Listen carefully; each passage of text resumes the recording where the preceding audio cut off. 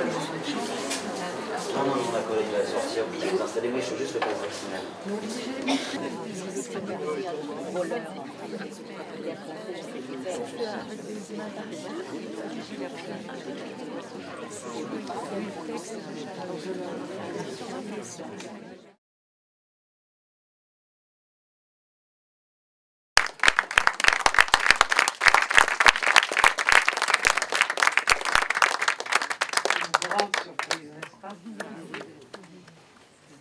Je remarque que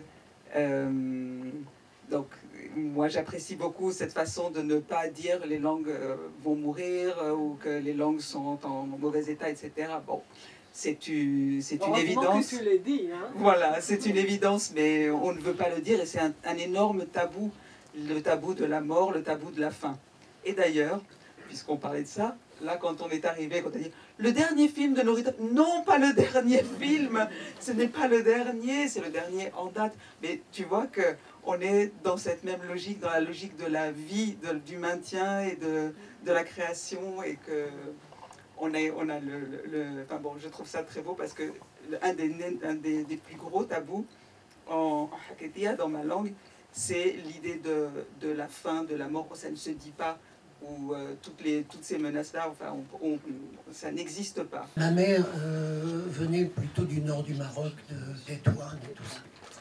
Et elle a été longtemps élevée par sa grand-mère, dont elle m'a dit qu'elle parlait Raketi. Et ce mot que j'avais complètement oublié m'est revenu lorsque j'ai entendu à la radio la présentation de ce film et l'interview que vous avez donnée à Marc-Alain Ouaknine. Donc j'ai été bouleversé par ce mot que j'avais oublié.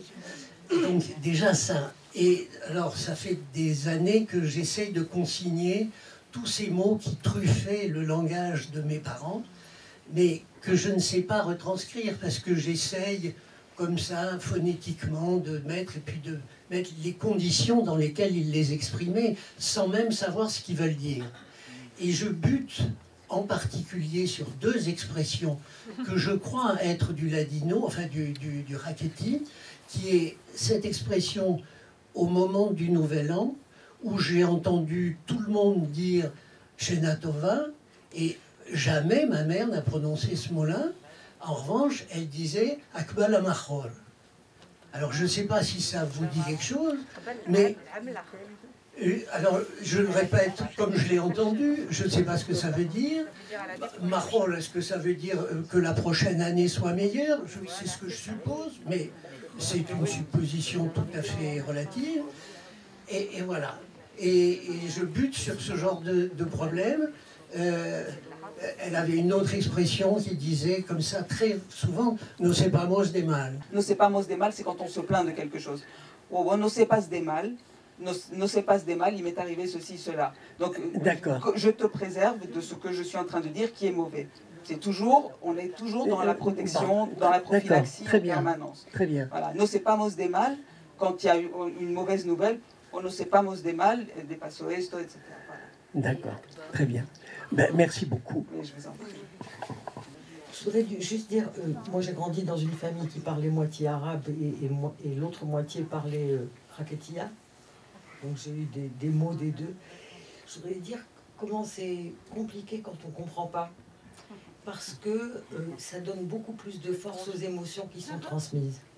C'est-à-dire qu'on a l'impression d'une très grande violence, alors peut-être que les mots sont moins violents que l'expression corporelle. ou à l'inverse d'une très grande douceur.